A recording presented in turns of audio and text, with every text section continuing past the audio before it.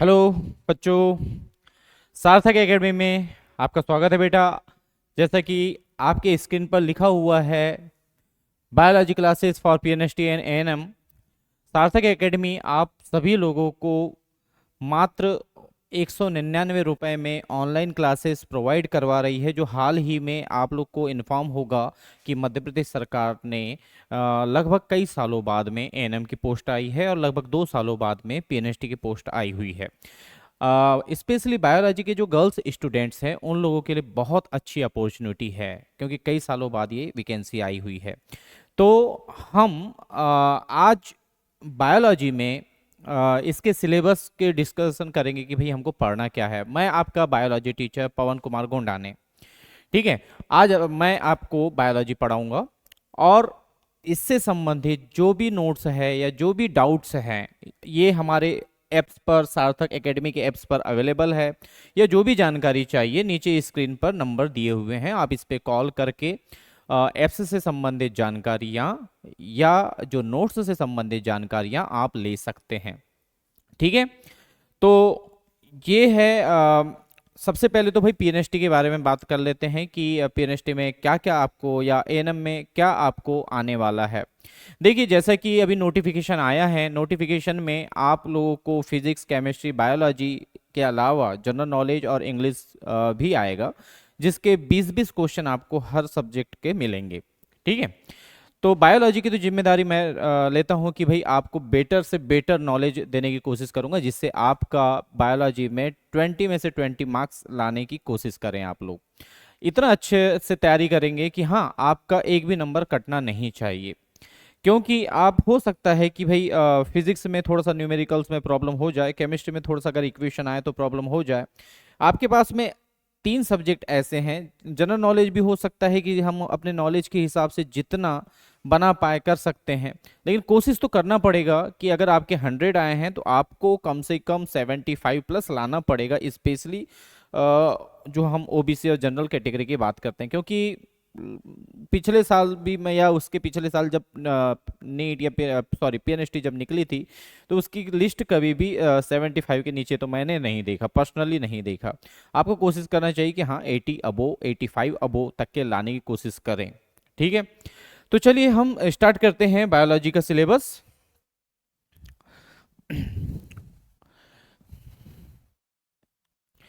Biology syllabus में हमको जो पढ़ना है, ये हमें क्लास 12 का जो टॉपिक दिए हुए हैं सब उसी को पढ़ना है, ठीक है। हमारा जो पहली यूनिट है जनन, ठीक है। रिप्रोडक्शन से संबंधित यूनिट हमको पढ़ना पड़ेगा। उसमें जो पहला अध्याय है पुष्पीय पादपों में लैंगिक प्रजनन। मीन्स जो इंग्लिश मीडियम के स्टूडेंट होंगे उन लोगों के लिए मैं इंग्लिश में भी नोट कर देता हूँ यहाँ पर। Sexual reproduction in flowering plant, sexual reproduction in flowering plant, flowering plant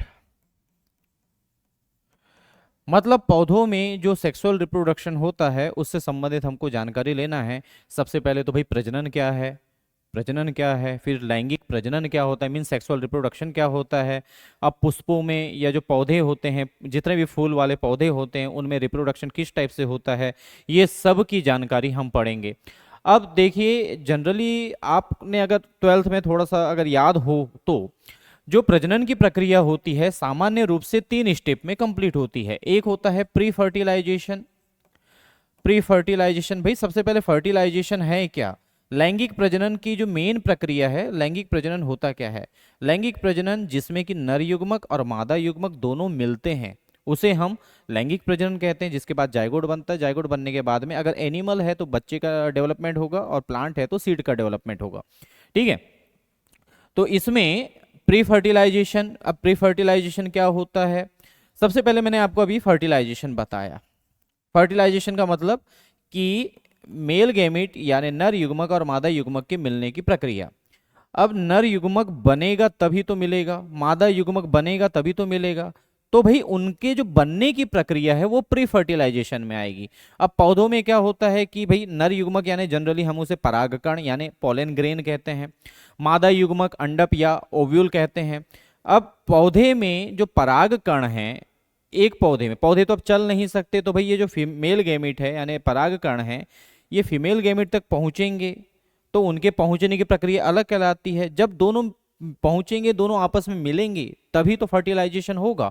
उसके पहले की जितनी भी प्रक्रिया है प्री फर्टिलाइजेशन है। ठीक है, तो ये सब चैप्टर में हमको पढ़ना है। भी फर्टिलाइजेशन के बाद क्या होता है, अब जाइगोट बनने के बाद क्या होगा, बच्चे का डेवलपमेंट होता है जनरली हम एनिमल्स में, जितने भी जंतु है उनमें। इनमें क्या होता है, जाइगोट बनने के बाद में सीड का फॉर्मेशन होता है।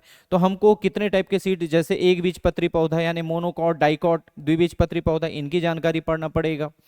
ये सब प्रक्रिया कहलाती है पोस्ट फर्टिलाइजेशन। ये सब प्रक्रिया क्या कहलाती है, पोस्ट फर्टिलाइजेशन। ठीक है, ये सब के बारे में हमको डिटेल में पढ़ना है। इसके अलावा कुछ एक्स्ट्रा जो चीजें हैं, जैसे कि फ्रूट्स के बारे में हमको पढ़ना है, फल कैसे बनते हैं। उसके फल बनने के अलावा कुछ अलग से प्रोसेस है, जैसे एपोमिक्सिस होता है, पॉली एम्ब्रियोनी यानी बहुभ्रूणिता, ये सब के बारे में हमें डिटेल में जानकारी लेना है। ठीक है, जो हमारा जो नेक्स्ट चैप्टर है मानव जनन, जो हमने अभी पौधों में पढ़ा वही अब हमको जनन मानव से संबंधित पढ़ना है। तो इसमें सबसे पहले तो भाई हमें इन्हीं चीजों के बारे में पढ़ना है भाई, pre fertilisation, fertilisation, post fertilisation. मनुष्य में भी वही प्रक्रिया होगा। सबसे पहले इसमें हमको नर जननांग यानी मेल गैमिट के जो ऑर्गन हैं, ठीक है, जननांग यानी मेल के जो भी ऑर्गन होते हैं रिप्रोडक्शन यानी प्रजनन में जो भी भाग ले रहे हैं, उनके बारे में हमको जानकारी लेना है। इसके बाद होता है मादा जननांग। मादा जननांग से संबंधित यानी फीमेल से संबंधित जितने भी हमारे सेक्सुअल ऑर्गन हैं, प्रजनन अंग हैं, उनके बारे में हमको जानकारी लेना है। अब मनुष्य में क्या होता है, जो युग्मक होता है उसका नाम होता है शुक्राणु, और जो फीमेल जो गैमेट है यानी मादा युग्मक है उसका नाम होता है अंडाणु। तो यहाँ पे भी सेम प्री फर्टिलाइजेशन, मतलब दोनों शुक्राणु और अंडाणु मिलेंगे तब जाइगोट बनेगा, और जाइगोट बनने के बाद में बच्चे का डेवलपमेंट होगा। तो जाइगोट के पहले की प्रक्रिया यानी शुक्राणु और अंडाणु बनते कैसे हैं, ये सब प्री फर्टिलाइजेशन स्टेट में कहलाता है, और हमको इसमें भी पढ़ना है, मनुष्य के भी इसमें भी पढ़ना है। फर्टिलाइजेशन नर और मादा युग्मक के मिलने की प्रक्रिया, ठीक है। इसके बाद पोस्ट फर्टिलाइजेशन, मतलब जाइगोट जब बन जाएगा तो भाई बच्चे का डेवलपमेंट किस प्रकार हो रहा है, बच्चा 9 महीना पेट में रह रहा है तो कौन कौन सी चीजें चेंज हो रही है, मतलब कि ये प्रक्रिया कहाँ संपन्न हो रही है। 9 महीना कंप्लीट होने के बाद बच्चे की डिलीवरी यानी जिसे हम पार्चुरेशन या प्रसव अवस्था कहते हैं, ये इसके बारे में पढ़ना है। बच्चे के प्रसव अवस्था के बाद में जो माँ बच्चे को दूध पिलाती है जिसे हम लैक्टेशन यानी दुग्ध स्रावन कहते हैं, इसकी हमें जानकारी लेना है। तो मानव से संबंधित जितने भी फर्टिलाइजेशन की प्रोसेस होगी वो सब के बारे में हमें सेकंड चैप्टर मानव जनन में पढ़ना है। ठीक है, थर्ड है जनन स्वास्थ्य। जनन स्वास्थ्य मतलब रिप्रोडक्टिव हेल्थ। भाई सबसे पहले इस चैप्टर में हमको पढ़ना क्या है, इस चैप्टर में सबसे पहले तो भाई जनन स्वास्थ्य का मतलब है कि भाई पहले के समय में बहुत सारे कम उम्र में शादी हो जाती थी, कम उम्र में शादी हो जाती थी, बहुत सारी जो महिलाएं होती थी अक्सर प्रसव के समय मर जाती थी, या उनमें कुछ कम उम्र में मां बनने की वजह से बहुत सारी शारीरिक कमजोरी होती थी। इसका सब कारण क्या है, जनसंख्या विस्फोट, ये सब के बारे में हम सबसे पहले चर्चा करेंगे। उसके बाद जो हमारा जो टॉपिक होगा वो है इसी में परिवार नियोजन। परिवार नियोजन, ठीक है। परिवार नियोजन का मतलब होता है फैमिली प्लानिंग। फैमिली प्लानिंग का मतलब है कि भाई अगर कोई शादीशुदा कपल चाहे, उनको बच्चे नहीं चाहिए, उनको बच्चे शादी के बाद में कोई प्लानिंग करते हैं कि नहीं हम अभी पहले सेटल हो जाए, या पहले हमें कोई जॉब लग जाए, हम अच्छे से पैरों पे खड़े हो जाएं, उसके बाद बच्चे पैदा करें। तो बहुत सारी मेथड होती है कि हमें फैमिली प्लानिंग करना पड़ता है। या हमारा एक बच्चा छोटा है, उसके बाद में हम कम से कम पहले बच्चे के बाद में कुछ साल का गैप लेंगे, फिर दूसरा बच्चा पैदा करेंगे। तो ये सब जो चीज़ें हैं परिवार नियोजन के अंतर्गत आती है। परिवार नियोजन में हमें कौन कौन सी मेथड पढ़ना है, प्राकृतिक विधियां, कृत्रिम विधियां, ये सब के बारे में हमें जानकारी इस चैप्टर से मिलेगी। इसके बाद जो हमारा नेक्स्ट टॉपिक होता है वो होता है एमनियोसिंटेसिस। एमनियोसिंटेसिस, सिंटेसिस। अब ये एमनियोसिंटेसिस क्या चीज होती है, देखिए पहले अगर आपने कभी किसी महिला डॉक्टर के पास में अगर गए होंगे तो आपने वहां पे अगर कहीं बोर्ड देखा होगा और कभी नोटिस किया होगा तो वहाँ पे लिखा हुआ होता है कि यहाँ पर लिंग का निर्धारण नहीं किया जाता, यह गैर कानूनी है। अगर आपने कभी नोटिस किया होगा तो जनरली एमनियोसिंथेसिस वह प्रक्रिया है जिसमें पेट में पल रहे बच्चे के लिंग का निर्धारण किया जाता है। तो इससे संबंधित जो भी चीज़ें था यानी मिसयूज यूज ये सब चीज़ें के बारे में हम पढ़ेंगे, हालांकि इंडिया में बैन है। ठीक है, जो नेक्स्ट हमारा टॉपिक है वो है इनफर्टिलिटी यानी बंध्यता। बंध्यता, बंध्यता क्या होता है? देखिए जनरली शादीशुदा जोड़े को ऐसा मानते हैं कि भाई 1 या 2 साल में बच्चे हो जाते हैं, लेकिन अगर उनको बच्चे नहीं हो रहे हैं तो कोई ना कोई प्रॉब्लम होगी, शायद मेल में प्रॉब्लम हो सकती है, फीमेल में भी प्रॉब्लम हो सकती है, दोनों में प्रॉब्लम हो सकती है। अगर उन्हें बच्चे नहीं हो रहे हैं तो यही प्रोसेस कहलाती है बंध्यता। इससे अब बंध्यता को दूर कैसे किया जाए, तो भाई आपके कोर्स में आईवीएफ के बारे में दिया हुआ है। आईवीएफ इन विट्रो फर्टिलाइजेशन, जिसमें कि हम कृत्रिम रूप से बच्चे के डेवलपमेंट की प्रोसेस करते हैं, मतलब मेल के गैमेट यानी इस शुक्राणु और अंडाणु दोनों के मिलने की प्रक्रिया को संपन्न कराया जाता है। ये आईवीएफ करवाया, आईवीएफ के जरिए होता है। नेक्स्ट जो प्रोसेस जो टॉपिक है हमारा है test tube baby. Test tube baby, IVF से जो भी बच्चा पैदा होता है उसे हम जनरली टेस्ट ट्यूब बेबी कहते हैं, क्योंकि इसकी प्रक्रिया हम बाहर करवा रहे हैं। तो ये सब चीज़ों की जानकारी हमें पहली यूनिट यानी जनन रिप्रोडक्शन से मिलेगी। आई होप कि आपको ये जो टॉपिक्स हैं या जो चैप्टर हैं जिसे हम पढ़ने वाले हैं ये समझ में आया होगा कि हमें क्या क्या पढ़ना है। ठीक है, जो हमारा नेक्स्ट यूनिट है, नेक्स्ट यूनिट का नाम है आनुवंशिकी तथा विकास। अगर इंग्लिश मीडियम बच्चे हैं तो उनके लिए मैं नोट कर देता हूं, इसे हम जेनेटिक्स या हेरिडिटी, ठीक है, heredity, genetics, genetics and evolution, evolution या यहाँ पर हेरिडिटी भी दिया हो सकता है, मे बी पॉसिबल। ठीक है, आनुवंशिकी और इवोल्यूशन के बारे में पढ़ेंगे। जो पहला आपका चैप्टर है इंग्लिश मीडियम वालों के लिए, यहाँ पर लिखा होगा principle of inheritance. Principle of inheritance,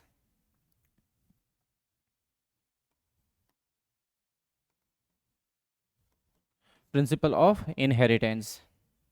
ठीक है, आनुवंशिकी क्या होता है, मतलब कि इसके बारे में आपने जो है क्लास 10th में पढ़ा होगा, मेंडल के नियमों के बारे में सुना होगा। असल में क्या होता है, हमारे अंदर जो भी कैरेक्टर है हमें यहाँ अपने माता पिता से मिले हैं, इनके बारे में ही पढ़ना जेनेटिक्स कहलाता है। और ये जो प्रोसेस है यही हम हेरिडिटी या आनुवंशिकता कहते हैं। अब इससे संबंधित जो भी वैज्ञानिकों के द्वारा शोध किया गया है, जब जैसे कि मैंने अभी आपको एक का नाम बताया, एक वैज्ञानिक का नाम जिन्हें हम ग्रेगर जॉन मेंडल कहते हैं, ग्रेगर जॉन मेंडल कहते हैं, इससे संबंधित हमें सभी जानकारियां लेना है। ग्रेगर जॉन मेंडल ने जो लॉ दिए थे आनुवंशिकता से संबंधित, या मेंडल के बाद जिन वैज्ञानिकों ने अपना योगदान दिया था आनुवंशिकता से संबंधित, उन्हें उनके बारे में पढ़ना है। इसके अलावा इसमें हमें उत्परिवर्तन, उत्परिवर्तन, उत्परिवर्तन का मतलब जो हमारे जीन्स में क्रोमोसोम में जो चेंजेस होते हैं उसके बारे में पढ़ना है। और उत्परिवर्तन से संबंधित जितने भी विकार हैं, चाहे जीन्स के विकार हो या क्रोमोसोम के विकार हो, इन सब के बारे में जानकारी हमें इस चैप्टर से लेना है। जो नेक्स्ट हमारा है वंशागतिकी के आणविक आधार यानी molecular basis of inheritance. Molecular basis of inheritance, inheritance इस चैप्टर में, इनहेरिटेंस इस चैप्टर में हमें जो डीएनए होते हैं, आरएनए होते हैं, उनके बारे में जानकारी लेना है, स्पेशली डिटेल में जानकारी लेना है कि जैसे सबसे पहले डीएनए आरएनए किन चीज़ों से बना होता है, इनकी संरचना कैसी होती है, संरचनाएं कैसी होती है। उसके अलावा भाई ये जेनेटिक मटेरियल हैं, इसके ऊपर में बहुत सारे वैज्ञानिकों ने एक्सपेरिमेंट भी किया हुआ है। जैसे आपने शायद ग्रिफिथ का नाम सुना होगा, ग्रिफिथ का है, ठीक है, इन्हें की जेनेटिक मटेरियल है, किस वैज्ञानिक ने कैसा प्रूफ किया, ये सब के बारे में डिटेल में पढ़ना है। इसी के अलावा हमें पुनरावृत्ति यानी डीएनए रेप्लिकेशन, पुनरावृत्ति, basis of inheritance, replication, replication DNA से डीएनए की जो कॉपी बनती है। देखिए जनरली डीएनए से डीएनए की कॉपी का मतलब क्या है, हमारे बॉडी में रोज नई सेल बनती है, जब सेल बनती है तो सेल के अंदर क्रोमोसोम भी होंगे और क्रोमोसोम के अंदर डीएनए होंगे। तो रेप्लिकेशन मतलब जब नई सेल बनेंगी तो उनके अंदर में फिर नया डीएनए आएगा, तो भाई ये सब पुरानी सेल से बनते हैं। तो पुरानी सेल से जो नई सेल बन रही, सॉरी, नया डीएनए जो बन रहा है उसे ही हम रेप्लिकेशन कहते हैं, यानी डीएनए से डीएनए की कॉपी। रेप्लिकेशन से संबंधित जो भी एक्सपेरिमेंट है वो भी हमें पढ़ना है, रेप्लिकेशन भी पढ़ना है, प्रोसेस, ठीक है। इसके बाद हमें ट्रांसक्रिप्शन ट्रांसक्रिप्शन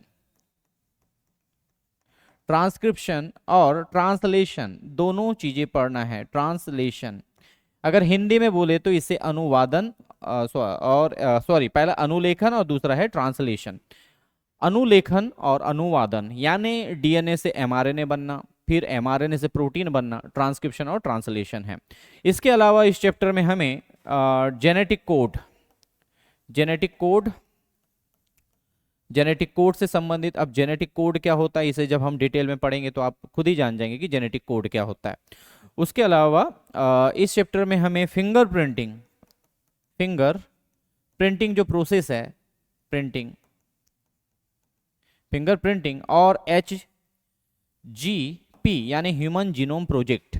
अब ये ह्यूमन जीनोम प्रोजेक्ट क्या था? वैज्ञानिकों ने किसी मनुष्य के अंदर में जो भी जीन्स होते हैं सब के काम क्या हैं, किस हिसाब से वर्क कर रहे हैं, कैसे अरेंजमेंट है, उसके हिसाब से एक प्रोजेक्ट बनाया था वैज्ञानिकों के द्वारा, जिसे हम ह्यूमन जीनोम प्रोजेक्ट कहते हैं। और फिंगरप्रिंटिंग तो आप शायद जानते ही होंगे। फिंगरप्रिंटिंग का मतलब होता है कि कोई भी क्रिमिनल है, अगर उसने कोई मर्डर किया हुआ है तो उसके फिंगर के बेस पर, यानी जो प्रिंट होगा कहीं, ठीक है, तो उसे पता चल जाएगा कि भाई क्रिमिनल कौन है उसका, क्योंकि भाई हर किसी व्यक्ति का जो डीएनए होता है वो उसी का सेपरेट होता है। किसी भी दो व्यक्ति के डीएनए अभी कभी भी नहीं मिलते, ठीक है।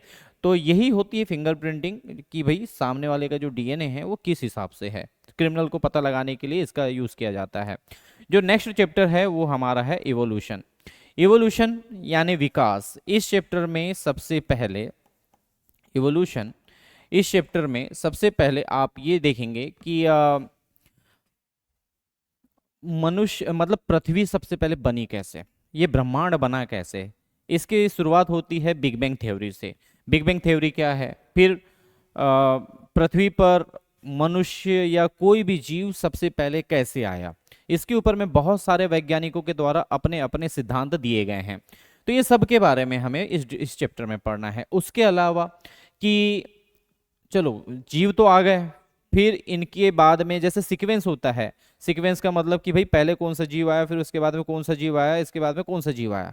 तो इसके बहुत सारे प्रमाण हैं इस चैप्टर में, जैसे कि हम जो मनुष्य बने हैं वो बंदरों से बने हैं, तो ये सब मनुष्य का भी पढ़ना है। मनुष्य का उत्पन्न कैसे हुआ, कि भाई बंदरों से डेवलपमेंट कैसे हुआ, पहले क्या बना, क्या जो कपी थे यानी जो बंदर थे वो मनुष्य तक के आज की कंडीशन में कैसे बने, कौन कौन सी पीढ़ियां आई बीच में, ये सब के बारे में हमको जानकारी लेना है।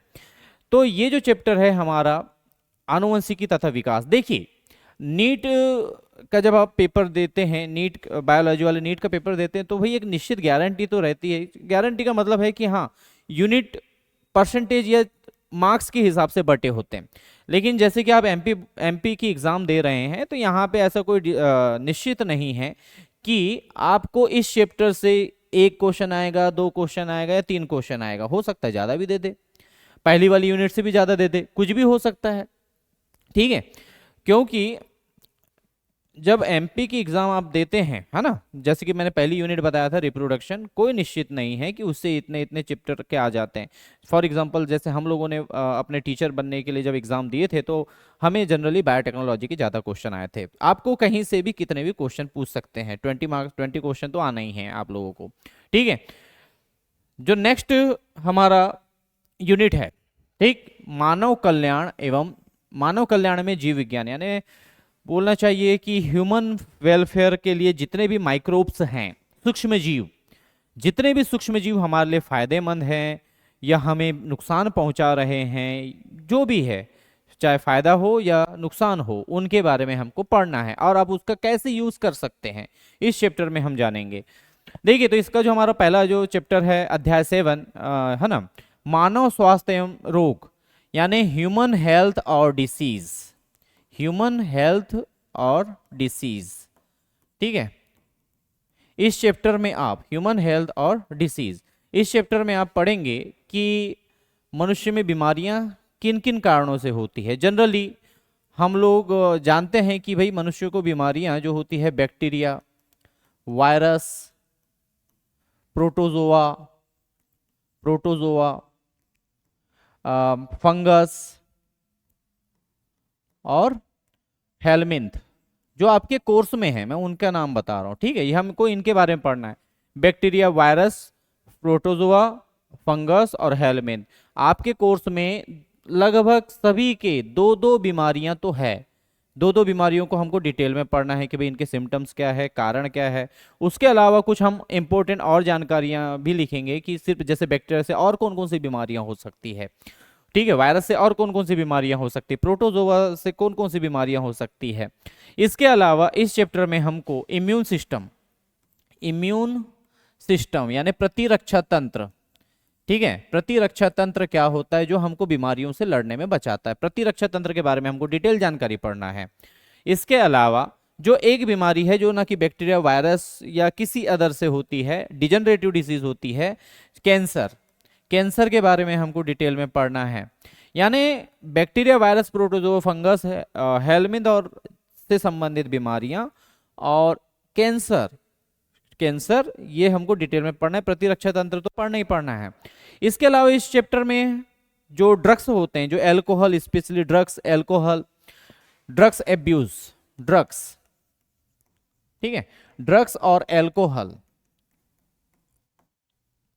ड्रग्स और एल्कोहल से संबंधित क्या प्रॉब्लम्स होती है, क्यों होते हैं, जैसे कि ड्रग्स, अफीम, गांजा, भांग, जो भी चीजें हैं कैसे बनते हैं, इनका क्या साइड इफेक्ट होता है, इससे क्या प्रॉब्लम मतलब आ सकती है, फैमिली प्रॉब्लम, सोशल प्रॉब्लम, क्या क्या प्रॉब्लम आ सकती है, इसके बारे में हम डिस्कस इस चैप्टर में करेंगे, जो चैप्टर का नाम है मानव स्वास्थ्य एवं रोग। इसके बाद है मानव कल्याण में सूक्ष्म जीव, यानी हमारे फायदे के जो माइक्रोब्स हैं, यानी इन्हीं में से हमारे फायदे के जो भी माइक्रोब्स हैं इनके बारे में हम इस चैप्टर में पढ़ेंगे। जैसे कि अल्कोहल का बनना, अल्कोहल बनाना जैसे इंडस्ट्री में भी लेवल पे होता है। पहले तो भाई मतलब गांव के लोग अल्कोहल बनाते थे, अभी भी बनाते हैं मैक्सिमम बहुत सारे लोग। उसके बाद में और क्या क्या यूज हो सकता है, जैसे हम अपने घरों में इडली, डोसा, खमण, जलेबी जो भी हम खा रहे हैं, सबसे पहले उसको किण्वन की प्रक्रिया करवाते हैं, मतलब हम उसे सबसे पहले सड़ाते हैं बैक्टीरिया की मदद से। जैसे दूध से दही बनाना, पनीर बनाना, ये सब चीजें हैं जो कि हम अपने घरेलू लेवल पे कर रहे हैं। उसके अलावा इंडस्ट्री लेवल पे क्या कर रहे हैं, इंडस्ट्री लेवल पे जैसे कि एंटीबायोटिक्स बन रही है, सब इन्हीं से बनता है, फंगस से एंटीबायोटिक्स, बैक्टीरिया से एंटीबायोटिक्स बनता है। इनके बारे में हमको पढ़ना है कि भाई किस लेवल पे हो रहा है। इसके अलावा इस चैप्टर में हमको बायोरिएक्टर, बायोरिएक्टर, बायोरिएक्टर और सीवेज, बायो रिएक्टर और सीवेज ट्रीटमेंट, सीवेज ट्रीटमेंट मतलब कि जो गंदी नालियों का पानी होता है उसे पीने लायक कैसे बनाते हैं, या हम मीन्स फैक्ट्री में बड़े लेवल पे जो एंटीबायोटिक्स है, जो इंसुलिन है, ये किस टाइप से बनाते हैं, मीन्स माइक्रो ऑर्गेनिज्म का यूज़ करके इसे हम बायोरिएक्टर के अंतर्गत देखेंगे, ठीक है। तो ये था हमारा जो यूनिट नंबर 3। आई होप कि आपको इस चैप्टर में क्या क्या पढ़ना है डिटेल में समझ में आया होगा, क्योंकि जब हमारी क्लासेस होगी तो हम ये पूरे टॉपिक को डिटेल में पढ़ेंगे, ठीक है। जो हमारा नेक्स्ट यूनिट है, नेक्स्ट यूनिट का नाम है जैव प्रौद्योगिकी यानी बायोटेक्नोलॉजी, बायोटेक्नोलॉजी, बायोटेक्नोलॉजी। बायोटेक्नोलॉजी में जनरली हम लोग जो हमने अभी माइक्रोब्स देखा जैसे कि बैक्टीरिया, इसका हम क्या यूज कर सकते हैं, या क्या यूज कर सकते हैं मतलब क्या बैक्टीरिया हर बार ऐसा नहीं है कि नुकसान ही पहुंचाएगा। कई सारे बैक्टीरिया हमारे लिए फायदेमंद भी, जैसे कि अभी हमने थोड़ी देर पहले ही देखा कि दही बनाना, उसके अलावा कुछ जैसे इडली, डोसा या जो भी हम लोग बना रहे हैं सब बैक्टीरिया की मदद से बना रहे हैं। तो बैक्टीरिया और हमारे लिए कैसे फायदेमंद हो सकता है, वायरस हमारे लिए कैसे फायदेमंद हो सकता है, ये हम जानेंगे चैप्टर नंबर 9 में और चैप्टर नंबर 10 में। देखिए चैप्टर नंबर 9 में हमको क्या करना है कि बायोटेक्नोलॉजी है क्या। मैंने अभी आपको बायोटेक्नोलॉजी की सिंपल सी डेफिनेशन बताया कि आप माइक्रो ऑर्गेनिज्म का डिफरेंट टेक्निक के माध्यम से, डिफरेंट टेक्निक के माध्यम से आप उसको यूज कर रहे हैं, डिफरेंट टेक्निक के माध्यम से। तो यही है बायोटेक्नोलॉजी। अब इसको दो चैप्टर में डिवाइड क्यों किया गया है भाई? पहला जो चैप्टर है इसमें आप ये जानोगे कि बायोटेक्नोलॉजी की कैसे जाती है, प्रोसेस क्या है, कौन कौन से एंजाइम इसमें यूज होंगे, ठीक है, इसमें कितने स्टेप्स हैं, जितनी भी प्रक्रिया है इसके बारे में हमको इसमें मिलेगा। मतलब कि आई होप कि आपको समझ में आया होगा। नहीं तो मैं एक बार फिर से रिपीट कर रहा हूं कि इस चैप्टर में हमको पढ़ना क्या है कि भाई बायोटेक्नोलॉजी की कैसे जाती है, इसमें कौन से एंजाइम प्रयोग होंगे, एंजाइम के अलावा और क्या प्रयोग होगा, या इसकी क्या स्टेप्स होती है सीक्वेंस वाइज, ये सब हमको डिटेल में पढ़ना है, ठीक है। और उसके बाद है जैव प्रौद्योगिकी एवं उसके उपयोग। अब बायोटेक्नोलॉजी का उपयोग क्या है, ठीक है, उपयोग से संबंधित जो भी जानकारी होगी हमें इसमें पढ़ना है, ठीक। जितने भी उपयोग होगी, फॉर एग्जांपल इंसुलिन बनाना, एंटीबायोटिक्स बनाना, ये सब बायोटेक्नोलॉजी से ही होती है। उसके अलावा जितने भी एग्रीकल्चर प्लांट है, आजकल आप लोगों ने देखा होगा कि अगर थोड़ी बहुत खेती होगी या जैसा भी है, अगर आप कभी धान वान के बीज कभी लेने गए होंगे तो आजकल मार्केट में ढेर सारी वैरायटी आ गई है धान के बीज की, या गेहूं के बीज की, या चने के बीज की, ढेर सारी वैरायटीज हैं। पहले तो हम बस कॉमन नाम ही सुनते थे, सोना या जो भी है, महामाया, जो भी नाम सुनते थे। आजकल तो ढेर सारी वैरायटीज आ गई हैं। तो ये सब पॉसिबल कैसे हुआ? ये सब पॉसिबल हुआ है बायोटेक्नोलॉजी से, जिसमें कि हाइब्रिड पौधों को बनाया जाता है, जिसमें कि प्लांट के, एनिमल के सबकी कॉपी की जाती है, जिसे हम जीन क्लोनिंग कहते हैं। ये सब चीजें हमको इसमें पढ़ना है, जीन क्लोनिंग। इसके अलावा इस चैप्टर में मैंने जैसे आपको बताया कि भाई प्लांट की भी कॉपी बनाना है, एनिमल की भी कॉपी बनाना है, ये सब तो इसमें आ गया। दवाइयाँ बनाना, एंटीबायोटिक बनाना, ये सब चीज़ें इसमें आ गई। इसके अलावा इसमें bio fertilizer, bio fertilizer, bio fertilizer या bio fertilizer, bio pesticides, bio pesticides, bio pesticides, bio patent, bio patent, bio piracy, piracy, ये सब की जानकारी लेना है भाई। बायो फर्टिलाइजर क्या है? फर्टिलाइजर तो जनरली हम लोग खेतों में डालते ही हैं। अब ये बायो शब्द लग गया तो ये समझ जाइए कि भाई बायो मतलब माइक्रो ऑर्गेनिज्म से तैयार हुआ है, यानी माइक्रो ऑर्गेनिज्म से हमारे फायदेमंद के लिए क्या क्या फर्टिलाइजर बन सकते हैं उसके बारे में पढ़ेंगे। पेस्टिसाइड्स का मतलब होता है कीटनाशक, कीटनाशक जनरली हम लोग खेतों में यूज कर रहे हैं पेस्ट इल्लियों को मारने के लिए। तो बायो मतलब भाई कौन कौन से ऐसी चीज हैं जिसका हम माइक्रो ऑर्गेनिज्म, जिससे हम फसल में कीड़े मारने के लिए, पेस्ट मारने के लिए यूज कर सकते हैं, जिससे वो उनको नुकसान हो बट हमको कोई नुकसान ना हो। अगर हम उसको मान लो खा भी ले तुरंत, तुरंत का तो जनरली नहीं, मतलब कि अगर हम उसको फसल पे डालते हैं, फसल में डालते हैं तो उसका कोई ज्यादा साइड इफेक्ट हमारे बॉडी पे ना हो, तो हम बायो फर्टिलाइजर या बायो पेस्टिसाइड का इसका यूज कर सकते हैं। इसके बाद में बायो पेटेंट क्या है और बायो पायरेसी क्या है? देखिए जनरली हम फॉर एग्जांपल मैं बालाघाट में रहता हूं तो मुझे पता है कि बालाघाट में सबसे ज़्यादा खेती किस चीज़ की होती है। यानी अगर बोला जाए तो बालाघाट को आप चावल नगरी बोल सकते हो या मैंगनीज नगरी बोल सकते हैं। मैंगनीज नगरी तो बोलते ही हैं, बट चावल नगरी भी बोल सकते हो। क्यों? क्योंकि यहाँ पे सबसे ज़्यादा चावल की खेती होती है। फॉर एग्जाम्पल जैसे अब नरसिंहपुर की बात करें तो नरसिंहपुर का एक फसल है जिसे कि भाई पूरे मध्य प्रदेश में जानते हैं कि हाँ यहाँ पे गन्ना होता है। सिवनी की हम बात करें तो यहाँ पे जाम होता है, क्योंकि उस नाम से, मतलब कि सिवनी के नाम से जो जाम है या नरसिंहपुर के नाम से गन्ना रजिस्टर्ड हो चुका है। जैसे बालाघाट के लिए भाई चावल बहुत सारा है, तो भाई ये क्या होता है बायो पेटेंट। हम जिस किसी प्लांट का अथॉरिटी होती है कि ये हमारा प्रोडक्ट है, ये कहलाता है बायो पेटेंट। इसके बारे में हम पढ़ेंगे। नेक्स्ट होता है बायो पायरेसी। पायरेसी का मतलब होता है नकल करना, नकल करना। तो देखिए क्या होता है कि फॉर एग्जांपल कि कोई चीज़ इंडिया में निकल रही है, कोई कच्चा मटेरियल है इंडिया में निकल रहा है और चाइना उसे मांग रहा है, चाइना उसे लेके जा रहा है। अब वो क्या कर रहा है कि हमारे रॉ मटेरियल को अपने इधर ले जाकर उसे कुछ बनाकर, जैसे कि फॉर एग्जांपल फ़ोन बनाकर, या फॉर यहाँ से जैसे सिलिकॉन ले जाकर उधर से फ़ोन बना रहा है और अपने नाम से वो बेच रहा है इधर।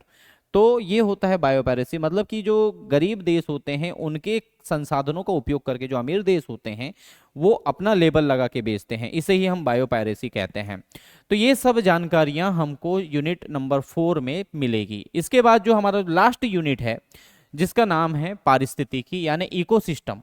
इकोसिस्टम में आप डिफरेंट डिफरेंट चीज़ें पढ़ेंगे, जैसे कि अध्याय 11 में आप जीव और समष्टियों के बारे में जानेंगे। जीव मतलब कि एनिमल्स और उसके पॉपुलेशन पॉपुलेशन, फिर कि इसका क्या असर पड़ता है बायोटिक अबायोटिक इन पर, मनुष्य पर या जितने भी दूसरे जीव हैं इन पर क्या असर पड़ रहा है, समष्टियां, जनसंख्या, ये सब की जानकारी हमको इस चैप्टर से मिलेगी। और है फिर नेक्स्ट है पारितंत्र। पारितंत्र मतलब इकोसिस्टम। इकोसिस्टम का मतलब ये समझ सकते हैं कि जो भी लिविंग बींग्स है, फॉर एग्जांपल मैं मेरे आसपास में जो भी चीजें हैं, चाहे जैविक हो या अजैविक, उसका मुझ पर क्या प्रभाव पड़ रहा है या मेरा उनके ऊपर क्या प्रभाव पड़ रहा है, इस संबंध के बारे में पढ़ जानना पारितंत्र कहलाता है। और एक चीज मैं भूल गया बाय मिस्टेक, सॉरी, कि इसमें हमें जीवों में क्या संबंध होता है, जैसे कि हम इसमें परजीविता परजीविता सहजीविता, सॉरी, परजीविता सहजीविता सहजीविता, जितने भी टाइप के आपको संबंध हैं, मतलब आपके एनसीईआरटी बुक में जितने भी संबंध है, प्रेडेटर, शिकार शिकारी, म्यूचुअलिज्म, कम्युनलिज्म, जितने भी संबंध हैं सबके बारे में हमें इस चैप्टर में पढ़ना है। ठीक है, वापस आते हैं चैप्टर नंबर 12 में। पारितंत्र में बायोटिक अबायोटिक मैंने बताया था कि जैविक अजैविक जो भी घटक है इस पर हम पर क्या प्रभाव डालते हैं या हम उन पर क्या प्रभाव डालते हैं।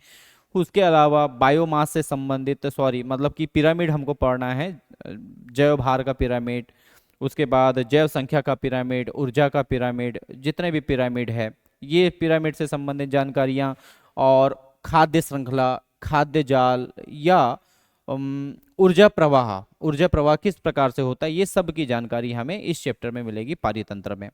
इसके बाद जो है अध्याय 13 जैव विविधता एवं संरक्षण, इस चैप्टर में हमको बायोडायवर्सिटी से, इस चैप्टर में हमको बायोडायवर्सिटी, बायोडायवर्सिटी मतलब कि हमारे आसपास में जितने भी पेड़ पौधे, भाई जैसे हमारे फॉर एग्जांपल अगर हम बालाघाट के हैं तो भाई बालाघाट में सबसे ज़्यादा बहुतायत में कौन से पेड़ मिलते हैं, जनरली साल और सागौन के पेड़ मिलते हैं। किसी एक पर्टिकुलर एरिया में कौन से पेड़ मिलते हैं, जैसे कि मैंने कहा कि भाई बालाघाट में भाई चावल की खेती बहुत ज़्यादा होती है, सिवनी में भी चलो खेती होती है, क्या जबलपुर में चावल की खेती सबसे ज़्यादा होती है, क्या इंदौर में सबसे ज़्यादा चावल की खेती होती है। असल में बायोडायवर्सिटी का लेना देना ये है कि आपके पर्टिकुलर एरिया में किस प्रकार के प्लांट है, किस प्रकार के एनिमल हैं, इनके बारे में हमको पढ़ना है। और उसके अलावा जो संरक्षण है कि इन्हें संरक्षण क्या किया गया है, संरक्षण करने के लिए गवर्नमेंट के द्वारा क्या किया गया है, आप क्या कर सकते हैं संरक्षण करने के लिए। फॉर एग्जांपल जैसे कि गवर्नमेंट के द्वारा नेशनल पार्क यानी राष्ट्रीय उद्यान, अभ्यारण्य, और जैसे कि जू अपना जू जू हो गए, बॉटनिकल गार्डन हो गए, बहुत सारी चीज़ें की गई है। उसके अलावा red data book, red data book का मतलब होता है कि वर्ल्ड के हिसाब से पूरे वर्ल्ड लेवल पे कुछ जानवरों को जो कि विलुप्त हो चुके हैं, उन्हें बचाने के लिए क्या किया गया है, रेड डाटा बुक क्या है, ये सबसे संबंधित जानकारियां हमें चैप्टर नंबर 13 में मिलेगी। आई होप कि आपको पूरे जो चैप्टर है समझ में आए होंगे। ठीक है, आई होप कि आपको जो पूरे चैप्टर है डिटेल में समझ में आए होंगे कि आपको पढ़ना क्या क्या है। उम्मीद करता हूं कि आपको जितने भी सिलेबस मैंने आपको अभी बताया था थोड़ी देर पहले, ठीक है, वो आपको समझ में आया होगा। इसके बाद जब हमारी नेक्स्ट क्लास होगी तो हम जो पहला जो आपको मैंने चैप्टर बताया था, जो पहला चैप्टर बताया था पुष्पी पादपों में लैंगिक प्रजनन, पुष्पी पादपों में लैंगिक प्रजनन हम स्टार्ट करेंगे। उसके बाद हम देखिए, जैसे कि आपको पता है कि 28-29 अभी डेट जो डिक्लेयर हुई है, अब चेंज हो गई तो वो बात की प्रोसेस है। 28-29 को एनएम का पेपर है, और उसके बाद में 4-5 सितंबर को पीएनएसटी का पेपर है। लगभग दोनों दोनों का सिलेबस सेम है, ठीक है, इसीलिए यहाँ पर पीएनएसटी और एएनएम लिखा हुआ है। इससे संबंधित कोई भी जानकारी अगर आपको चाहिए तो सार्थक एकेडमी जो कि बालाघाट में है ना, उसके ऐप्स पे या नीचे दिए हुए नंबर पे आप से प्रोवाइड कर सकते हैं। हमारी जो ऑनलाइन क्लासेस है मात्र 199 रुपये में है। जैसे कि आप अपनी तैयारी चाहते हैं कि जल्दी से जल्दी हो तो तुरंत आप चाहे तो कॉल कर सकते हैं और अपना पैकेज ले सकते हैं। ओके, थैंक यू, मिलते हैं नेक्स्ट क्लास में। Thank you.